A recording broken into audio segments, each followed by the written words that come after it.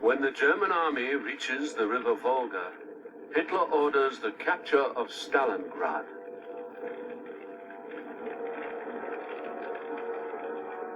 His soldiers are now over 1,000 miles from home and dangerously exposed. When his generals suggest a retreat, Hitler confronts them. Do you think that you can teach me what the man at the front is thinking? Where were you in the First World War?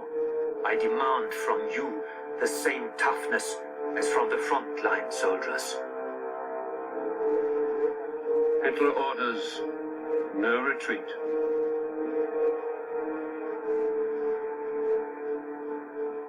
Three months later, the Red Army surrounds and traps 250,000 German soldiers in Stalingrad.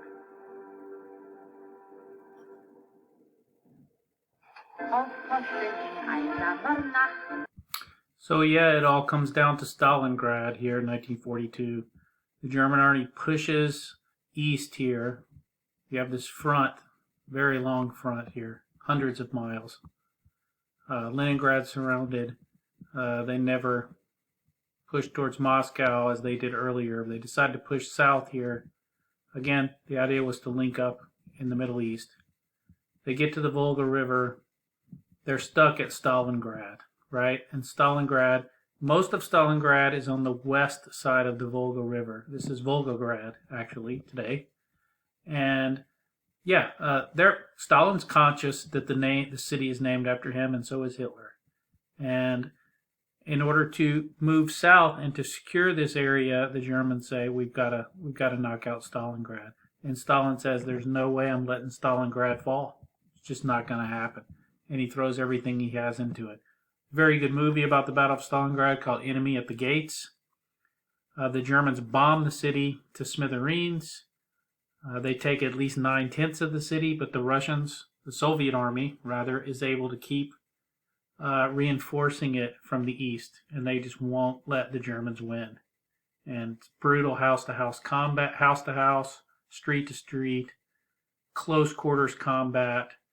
And while the Germans look like they were going to win, the longer it goes on, the more desperate it becomes, ultimately for the Germans. And Hitler, as we heard in the little video there, says no retreat. And ultimately, this ends up wiping out an entire German army. Hundreds of thousands of German soldiers are die or are captured there. Okay? So here you go. That's what I was just talking about, the Battle of Stalingrad. What they're trying to get to were those oil fields to the south near the Caspian Sea. If you keep going there, the Caspian Sea's down there. That was one of the strategic targets. And there's a photograph of German soldiers in the Battle of Stalingrad. Not many German soldiers survived this. Very few. The German army is forced to surrender really early in February, late January, early February. And really from that point on, they're on the defensive. They're no longer the offensive side. There are some major battles in 1943 that turned that tide. The Battle of Kursk, which is a big tank battle. But Stalingrad, I would say, I think I'm right on this, and I think most historians agree with me, is the big turning point in the East. And it's the 1943 starts out a lot differently than 1942. Early 1942, the Japanese had expanded, America had been hit, the Germans had taken over, huge swaths of territory. By, February, March of 1943, it looks a lot different. And the Germans are losing in North Africa at this time, as already pointed out. So, another picture from the Battle of Stalingrad. Those are Russian fighters. Now, what was the other part of the Allied response? Well, a big part of the Allied response from the West was strategic bombing. Outside of the Allies coming up through Sicily and Italy, as I talked about before, the Americans and British, Britain's right there. And now with the United States in the war, a lot of American troops and material and Navy and ships and airplanes are moving into Britain. And daily bombing raids start at least by 1943. And Germany is definitely bombed in pretty bad ways. So one of the more famous worst events was the bombing of Hamburg in 1943 with incendiary bombs. The British tended to drop bombs in nighttime, and frankly, they went after often civilian territories. That video I showed you a while back, the Total War video, if you look it up, it's a People Century, talks about total war and the bombing of civilians, and strategic bombing in Germany definitely had that. The Americans and British did try to avoid some historic sites, there's no doubt about that. But, we're not talking about precision weapons here either. The Americans in the daytime did go after industrial targets and strategic targets. There was a point other than just bombing civilians. That was not necessarily the main point. But the point was to hit the German industry, right? And it was effective over time. However, strategic bombing, one thing you do find out is when you bomb people, it doesn't make them like you, right? Although, I was able to interview a guy who's, or talk to him extensively about his experience as a child in bombing in Leipzig during World War II. It was very fascinating. He's a very pro-American guy. He grew up after the war and loves the United States too. But it is interesting hearing his experiences as a kid being under strategic bombing. Now, the big day, of course, was D-Day, June 6, 1944. This was the Western Front invasion of British, American, and also Canadian and other people associated with the old British Empire, the Commonwealth. Mostly American and British soldiers attack at Normandy Beach in northern France. It is ultimately a successful landing. This is very dramatically portrayed in the movie Saving Private Ryan. Watching the first 30 minutes of that movie is pretty intense. So that gives you a good idea of D-Day there, and that's a picture of D-Day. Now, we're not going to go through all the ins and outs of World War. This is World War II here, but by July, the American, British, and Free French, I should have mentioned them. Sorry, it is their country they were fighting for here. The Free French soldiers and many of the French who had now, by this time, started fighting back against the German occupation, were liberating France from German occupation. And by July, Paris is liberated.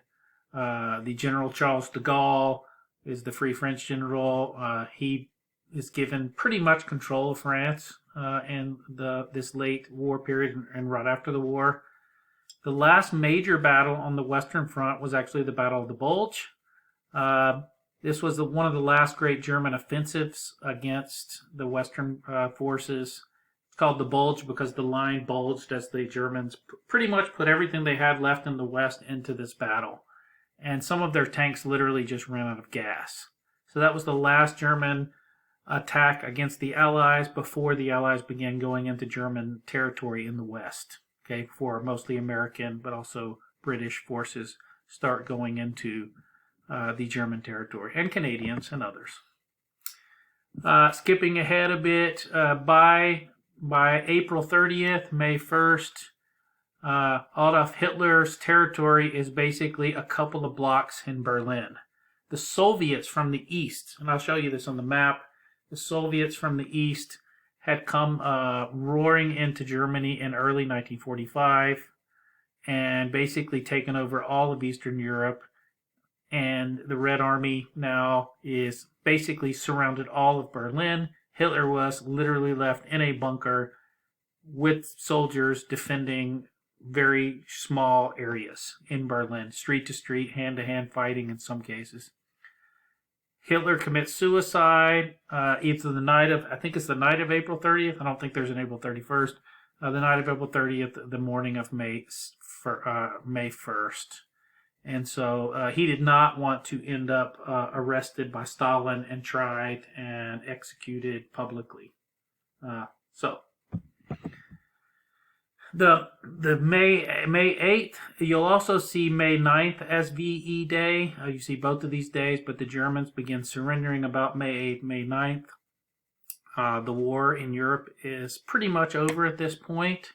There's a lot of catastrophic effects from the war of peoples all over Europe, and we'll talk about in Asia too. But we're talking about Europe here, so very catastrophic effects of the war. Now, outside of the obvious problems with a lot of people dying and a lot of suffering, right? There's a picture of what happens at D-Day there. You can see here's Normandy Beach, and these were where the Allied forces came onto the beachhead there. They kind of thought the Germans were probably expecting them to come across here, so it probably was a successful deception to some extent. All right, back to the east. Here you have the map of the extent of the Japanese Empire. So you have Pearl Harbor here, Hawaii. See Midway. I mentioned the Battle of Coral Sea down here, right? In the Japanese War, which was mostly, frankly, the Japanese fighting the Chinese over here. Okay. Japan had invaded China here. They did take over many of these territories. Some of this were French and Dutch colonies, and the British were over here in India too, right?